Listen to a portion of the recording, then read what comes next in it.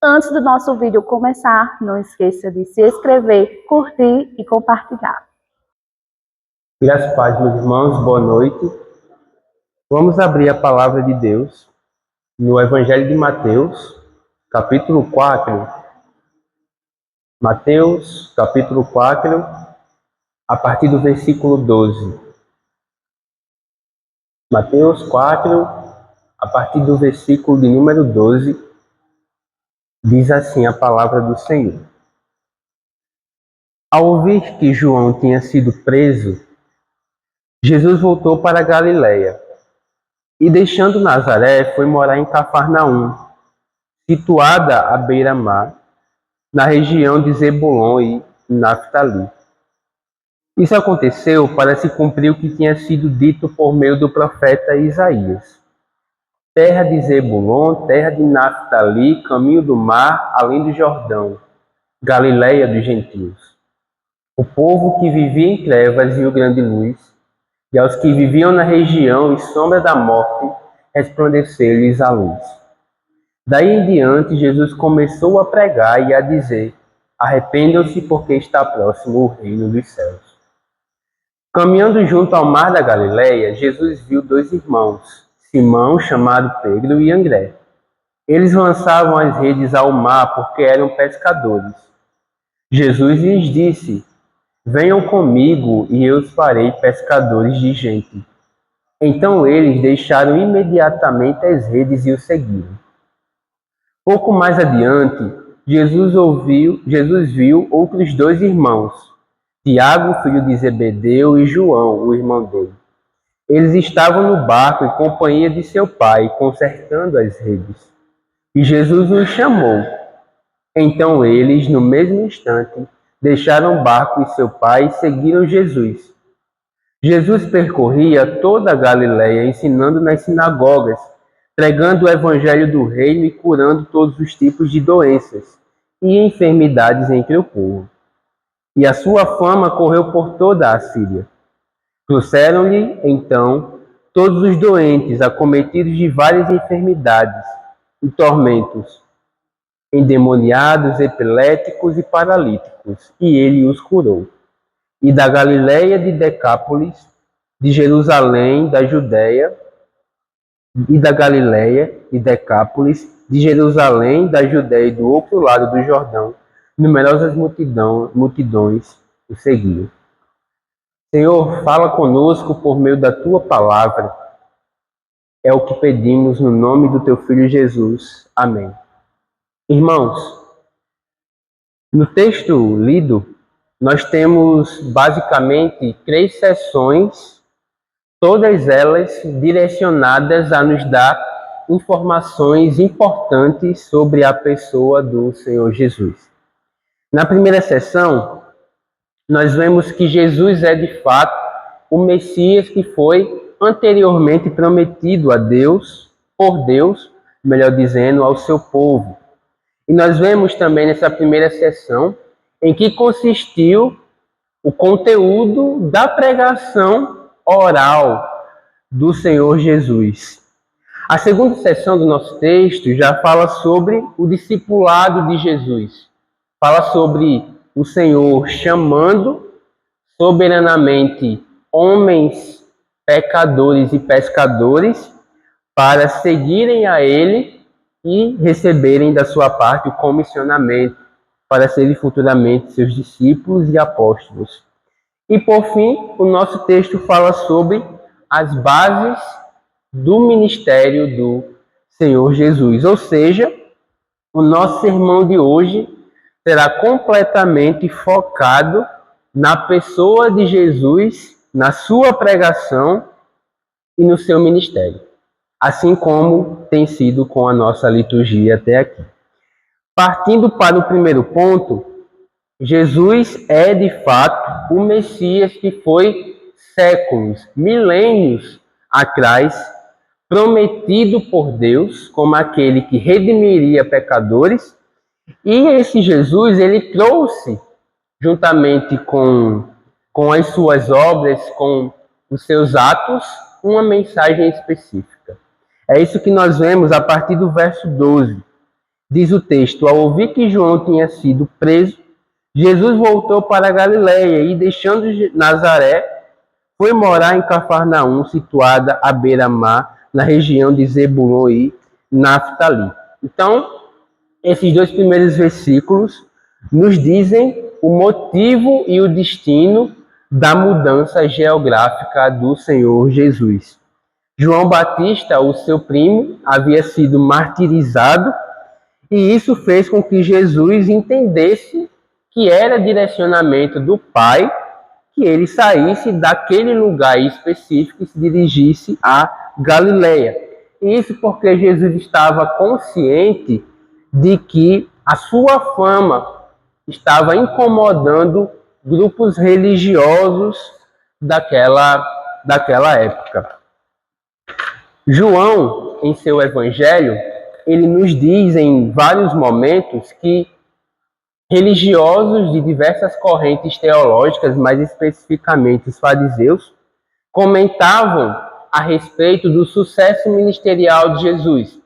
Então, por exemplo, eles questionavam o porquê que Jesus e seus discípulos batizavam mais pessoas do que João o Batista e os seus discípulos. João, apesar do tipo de morte que ele sofreu, era um homem reconhecidamente vindo da parte de Deus, era um profeta. E as pessoas respeitavam João por isso. Elas temiam até o que João pregava, porque elas associavam a pessoa de João Batista ao Senhor. E isso fazia com que fosse chocante o fato de que Jesus e seus discípulos conseguiam alcançar mais pessoas, chegando a batizá-las, do que João Batista. Sendo assim, a inveja do sucesso ministerial de Jesus fez com que aqueles homens, aqueles religiosos, se organizassem entre si com um único propósito: levar a cabo o plano de matar a pessoa do Senhor Jesus. O que aconteceu futuramente? Então, entendendo o que se passava no coração daquelas pessoas, Jesus entendeu que era muito mais seguro para ele, naquele momento, se deslocar para a Galiléia. E isso é muito interessante, porque nós temos aqui o Filho de Deus, infinitamente poderoso, aquele que tinha uma conexão com o Pai nunca antes vista, tomando precauções para que o cronograma de Deus quanto à sua vida e morte fosse perfeitamente cumprido. Quando nós vamos para João capítulo 7, lá no versículo 1, o evangelista nos diz o seguinte: passadas essas coisas, Jesus andava pela Galiléia, porque não desejava andar pela Judéia, visto que os judeus queriam matá-lo. Ou seja, Jesus se certificava de que certos lugares não deveria ter a sua presença em virtude do plano que havia para matá-lo. Mesmo sendo Deus, Jesus tomava esse tipo de precaução. Ele se retirava de determinados lugares para preservar a sua vida. Era muito comum que Jesus falasse: ainda não é a minha hora, ainda não é o meu tempo. Porque no cronograma de Deus, não era o momento de Jesus ser morto. Irmãos, o que ele está nos ensinando aqui é que precaução não é falta de fé. Precaução, na verdade, é você confiar que Deus estabeleceu o tempo certo para todas as coisas. E não era o tempo certo de Jesus morrer. Por isso que ele se retirou de determinados lugares, se protegendo e protegendo seus discípulos. Porém, quando chegou a hora determinada pelo Pai para que Jesus fosse para a cruz, ele não fugiu dos guardas romanos. Ele se apresentou. Ele disse: eu sou esse que vocês procuram. Ele não fugiu depois que Cefas, com uma espada, tentou defendê-lo. Ele se entregou. Porque aquele sim era o momento de Jesus passar pelo julgamento dos romanos e, consequentemente, pela morte de cruz. Ou seja, precaução não é um problema de fé. Precaução é uma atitude sábia diante das circunstâncias da vida. É a consciência de que Deus sabe o tempo certo de todas as coisas e que nós não precisamos tentá-lo quanto a isso. Então, essa mudança de Jesus tinha, por um primeiro objetivo, prevenir a sua condição física, protegê-lo, mas essa mudança também tinha um aspecto estratégico no que diz respeito ao ministério de Jesus. Isso porque a Galileia era uma região muito populosa, tinha gente de todo tipo ali, principalmente gentios.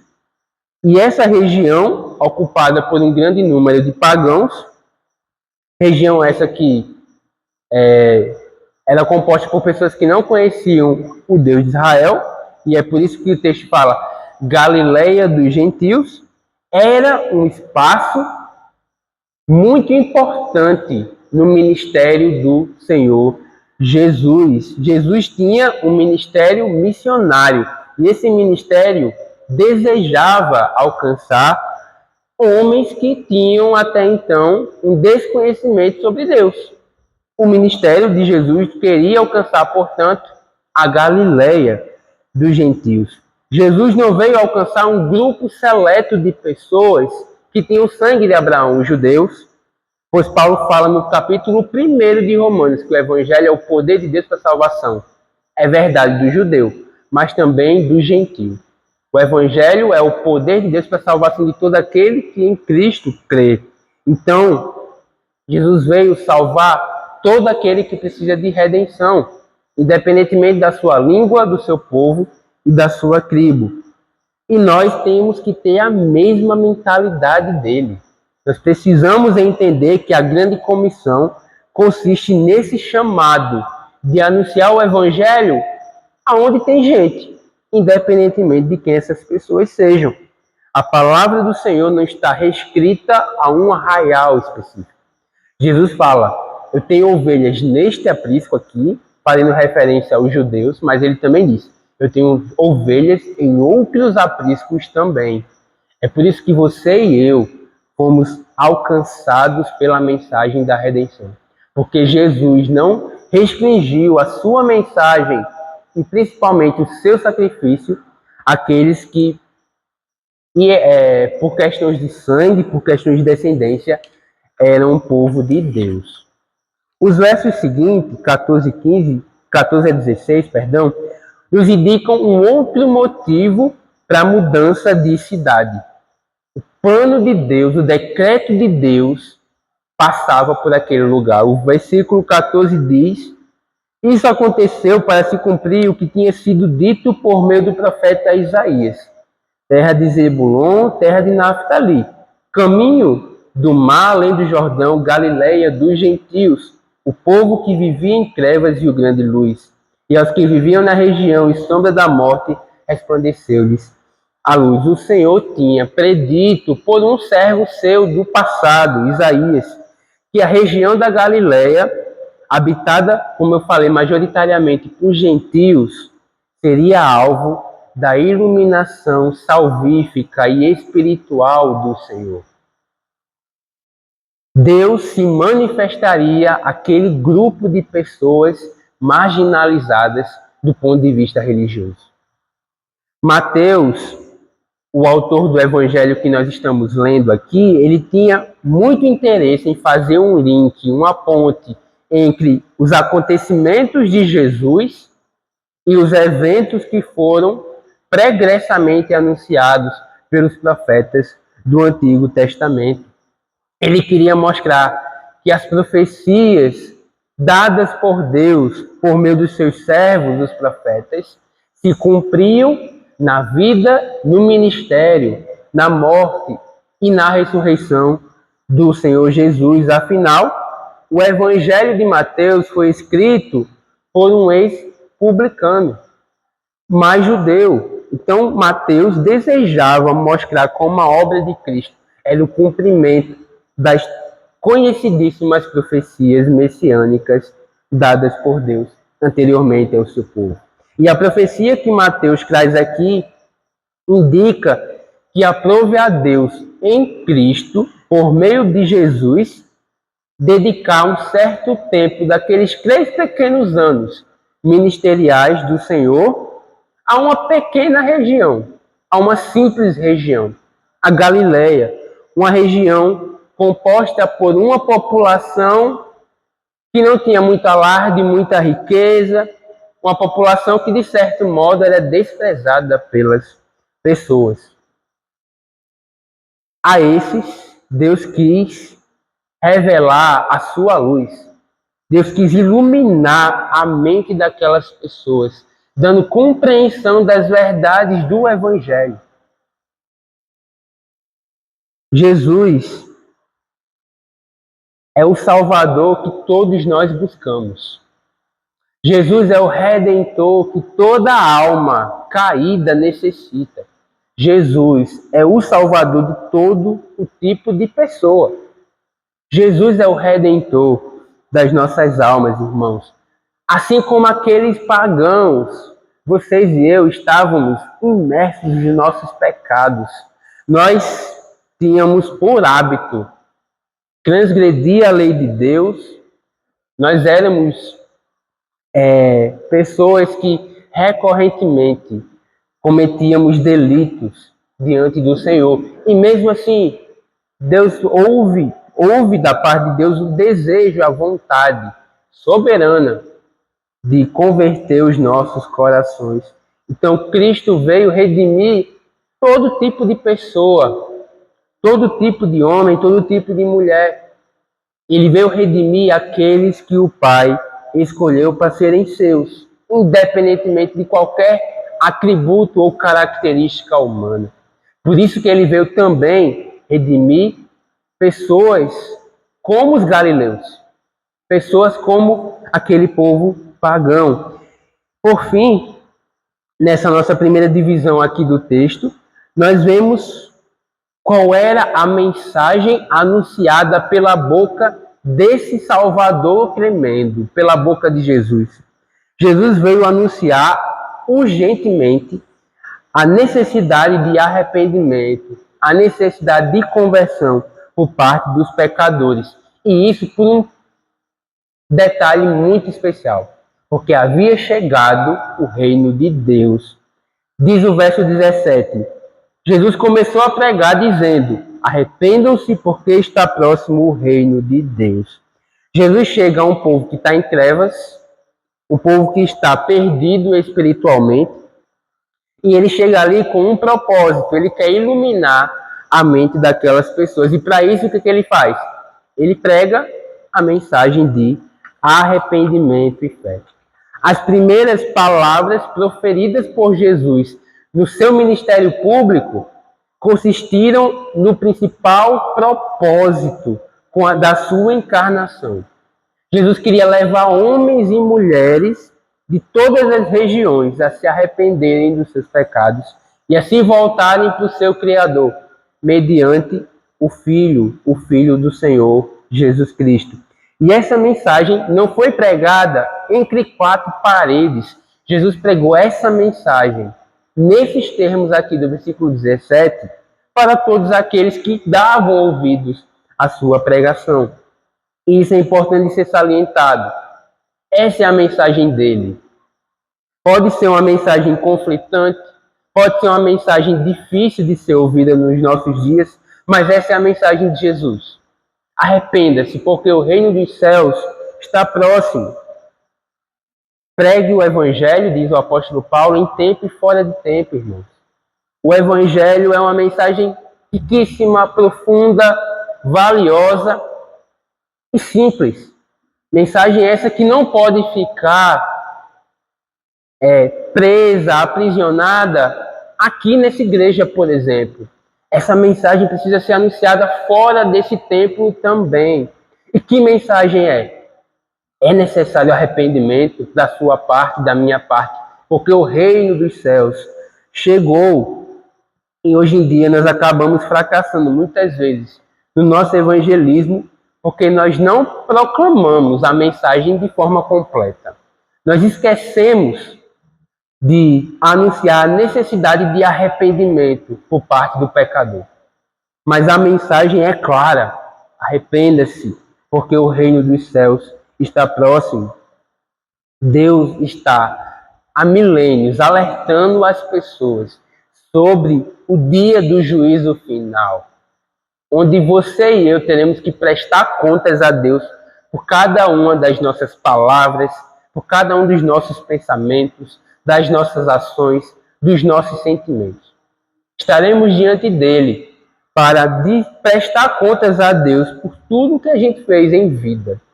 E se você e eu não estivermos cobertos pelo sangue do Cordeiro, a chegada do reino dos céus não vai ser uma boa notícia. Vai ser um momento trágico. Apocalipse fala que todo olho verá o retorno do Filho, inclusive os que o traspassaram. Esses temerão, porque o juízo de Deus cairá sobre eles. Então a mensagem de Jesus é essa: se arrependa, o reino chegou. É momento de redenção, é momento de reconciliação. Porém, no juízo final, não vai haver mais a brecha da graça de Deus. É necessário arrependimento hoje e agora. No segundo ponto da mensagem, Jesus vai nos mostrar como que funciona o discipulado dele. Versos 18 a 20. Caminhando junto ao mar da Galileia, Jesus viu dois irmãos, Simão, chamado Pedro, e André. Eles lançavam as redes ao mar porque eram pescadores. Jesus lhes disse: venham comigo e eu os farei pescadores de gente. Então eles deixaram imediatamente as redes e os seguiram. Naquela época, a alimentação base dos galileus consistia em peixe e trigo. Eles, portanto, pescadores como eram, tiveram que deixar a sua profissão, tiveram que deixar aquilo que eles faziam há décadas, talvez a profissão de suas famílias, para seguirem o Senhor Jesus. Não faltava emprego para aquelas pessoas, eles não eram homens ricos, mas a função deles, profissionalmente falando, era uma função central na sociedade. E mesmo assim, eles abandonaram tudo o que tinham e passaram a seguir o Senhor Jesus. Eles quiseram dedicar as suas vidas à salvação das pessoas, à salvação dos outros. Eles seguiram a Jesus abdicando do seu meio de ganhar o pão de cada dia, visando ganhar almas para o reino dos céus. Eles trocaram os peixes pelos homens. Eles imediatamente obedeceram ao chamamento do Senhor. Eles entenderam o que Jesus tinha anunciado antes, que o reino chegou e que a prioridade, portanto, deve ser o anúncio da mensagem de redenção, a mensagem do Evangelho. Nos versos seguintes, 21 a 22, nós temos outros dois discípulos agindo da mesma forma. João e Tiago, diz o texto. Pouco mais adiante, Jesus viu outros dois irmãos, Tiago, filho de Zebedeu, e João, o irmão dele. Eles estavam no barco em companhia de seu pai, consertando as redes, e Jesus os chamou. Então eles, no mesmo instante, deixaram o barco e seu pai e seguiram Jesus. Eles abandonaram os negócios da sua família, o que inclusive poderia trazer uma certa desonra para eles diante da sociedade, mas isso tudo porque eles entenderam que o reino havia chegado. Eles estavam sendo chamados diretamente pelo Senhor e que cabia a eles tomar uma decisão naquele instante, seguir ou não a Cristo. Algo que deve ser dito aqui é que esses homens conheciam Jesus. Eles já tinham ouvido a sua pregação, eles já tinham visto alguns de seus sinais e eles identificavam na pessoa de Jesus aquilo que a gente viu anteriormente no texto, de que ele era o Messias prometido. Quando a gente olha para o texto de João, o evangelista, nós vemos que André e o próprio João eram discípulos de João o Batista. E o ministério de João consistia em anunciar a chegada do Messias. Então João discipulou, doutrinou esses homens a respeito do Cordeiro que tira o pecado do mundo. De modo que quando chegou o momento, eles simplesmente deixaram a sua vida pregressa e passaram a seguir a Cristo. No caso de Simão Pedro, quem o apresentou a Jesus foi o seu irmão, André. Ele chegou para o seu irmão e disse: o Messias chegou, o Messias está aqui conosco. Então eles começaram juntos a seguirem a Jesus. Mas o ponto do texto é que o chamado de Deus para aqueles homens foi um chamado muito simples. Foi um chamado simples, irmãos, não teve nada demais. Mas eles tinham entendido qual era a sua função diante do reino naquele momento. E eles responderam positivamente. Eram pescadores, eram pessoas simples, eram homens sem muita instrução, mas que entenderam com a mente o que havia sido colocado diante deles e entregaram as suas vidas para dali em diante servirem ao Senhor. Hoje em dia, nós temos diante de nós uma decisão muito parecida. O Senhor Jesus nos chamou pela santa mensagem, pela pregação do Evangelho, Ele nos chamou para si. E o que nos cabe diante disso é viver para Ele. É colocar toda a nossa vida, como esses homens fizeram, debaixo do jugo dEle, da ordem dEle, do direcionamento dEle. Seja o que for que você faça da sua vida, isso deve estar subordinado à ordem de Jesus. De seguir a Ele, de viver para Ele, de buscar glorificar o seu nome. O discipulado consiste nisso, em obediência plena e total ao Mestre, ao nosso Senhor. Nos versículos finais do nosso texto, 23 a 25, Jesus vai nos dizer quais foram as bases do seu ministério. Jesus percorria, diz o texto, toda a Galileia ensinando na sinagoga, pregando o Evangelho e curando todo tipo de doença e enfermidade. O tão conhecido ministério de Cristo tem aqui o seu início baseado em 3 coisas: ensino, pregação sobre o reino e cura, maravilhas e sinais. Quando a Bíblia fala aqui sobre ensino, ela está nos dizendo que Jesus ia nas sinagogas daqueles dias, porque lá os judeus se reuniam para orar e para conhecer a doutrina até então revelada. Então ali era um ambiente propício para que Jesus ensinasse sobre a sua própria pessoa. Para que Jesus anunciasse claramente que aquilo que eles estavam lendo na lei havia saído das páginas do texto sagrado e encarnado na frente deles. O Messias chegou. Então Jesus ia nas sinagogas para ensinar as pessoas a respeito dele mesmo. Mas Jesus também era um pregador público. Ou seja, Jesus era um mestre. Além de mestre, melhor dizendo, ele era um pregador. E a pregação de Jesus, como a gente viu, consistia no anúncio de uma mensagem muito simples. A mensagem do anúncio do Evangelho de Deus, o Evangelho do Reino dos Céus. Então, Cristo pregava o arrependimento, pregava a fé, pregava a vida eterna e tudo mais, como a gente bem conhece. Mas, além disso, o Senhor Jesus também testificou o seu ensino e a sua pregação por meio das suas obras. Então, ele produziu curas, sinais, prodígios, maravilhas como meios de dizer assim: a minha pregação é tão verdadeira, mas tão verdadeira que eu sou capaz de fazer essas coisas. As curas de Jesus tinham esse propósito específico. E o texto nos diz que Jesus se deparava com todo tipo de enfermidade. Enfermidade física, ele curava o corpo das pessoas. Mas ele também tinha diante dele enfermos espirituais. Por isso que ele precisava expulsar demônios das pessoas. Então, ele curava os endemoniados, trazendo cura espiritual, Mas ele curava paralíticos, ele curava epiléticos, porque ele trazia cura física também. Nenhum tipo de doença era suficientemente grande ou diante do poder de Jesus, diante do poder do Senhor. E esse ministério de Jesus, ministério esse formidável, maravilhoso, gerou algumas consequências para ele. A multidão começou a segui-lo. É o que diz o versículo 24.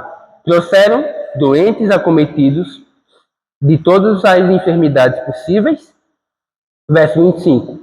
E da Galiléia, de Decápolis, de Jerusalém, da Judéia e do outro lado do Jordão, numerosas multidões passaram a segui-lo. Gente, enfermidade, doença e coisas dessa natureza está presente no mundo, é algo da realidade humana desde o Éden, desde a queda humana. Então, na época de Jesus, as pessoas estavam doentes, as pessoas estavam enfermas, e elas viam ali a única oportunidade de algum tipo de cura. Elas viam em Jesus a sua única esperança. E eram multidões de enfermos, consequentemente. Eram multidões de pessoas que seguiam a Jesus. E ele, por graça, por misericórdia, por bondade, as curava.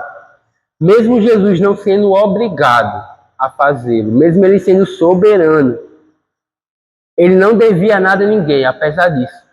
Ele concedia àquelas pessoas cura para as suas almas, cura para os seus corpos. Jesus se compadecia das pessoas.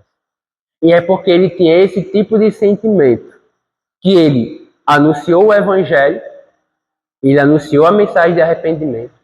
É porque ele tinha esse tipo de sentimento que ele chamou pescadores para serem mensageiros da pregação do evangelho. E é porque ele tinha esse sentimento que ele curava as pessoas, independentemente delas merecerem ou não aquela cura. Jesus se compadecia das pessoas. E ele falava e fazia aquilo que anunciava quem ele era. Eu sou o Cristo, o Messias, e é por isso que eu prego o que prego e faço o que faço.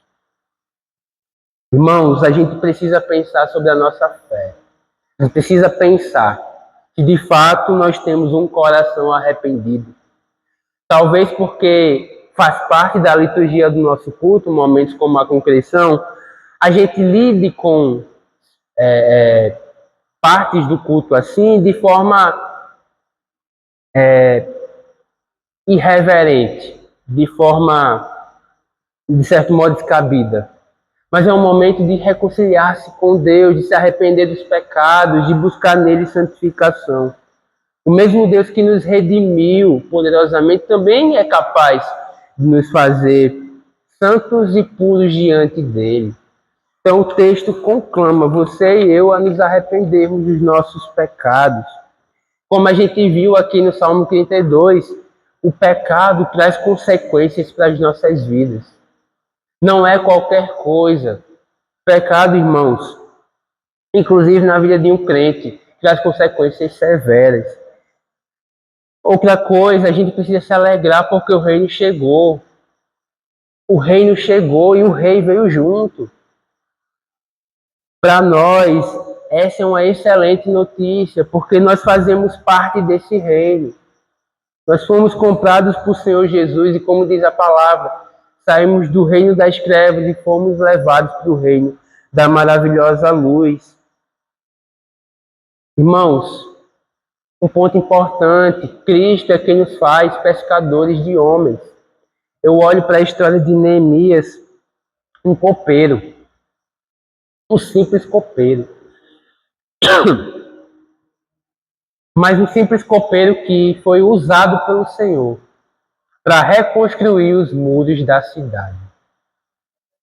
Esdras, um simples escriba, foi usado por Deus para liderar uma mudança do ponto de vista religioso, doutrinário. Homens simples, mas que usados pelo poderoso Deus, fizeram grandes coisas. Assim como esses daqui que foram chamados por Cristo no Evangelho de Mateus. 4 pescadores, homens simples, que foram mensageiros do Evangelho de Cristo. O Evangelho esse que transformou o mundo desde o seu nascimento. Quem nos faz pescadores de homens é o Senhor. A gente precisa confiar nele. Ele tem dotado a sua igreja com multiformes dons para esse fim, para esse propósito. Nós precisamos também ter uma relação muito equilibrada com o ministério de Cristo. Muitas pessoas enfatizam o que Jesus ensinou e esquecem que Jesus continua operando grandes coisas até hoje.